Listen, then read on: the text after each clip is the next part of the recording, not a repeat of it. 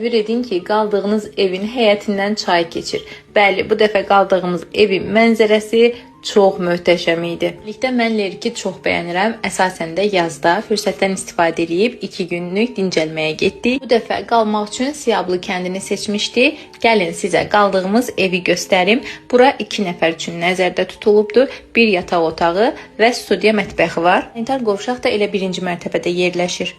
Həm kondisioner, həm də qaz sobası var. Yəni həm yayda, həm də qışda qalmaq rahatdır. Və isə 2-ci mərtəbədə yerləşən yataq otağıdır. Otağının pəncərəsindən çayı görə bilərsiniz. Təsəvvür edin ki, belə gözəl mənzərəyə oyanırsınız və o çayın qırağında bir stəkan samovar çay içirsiniz.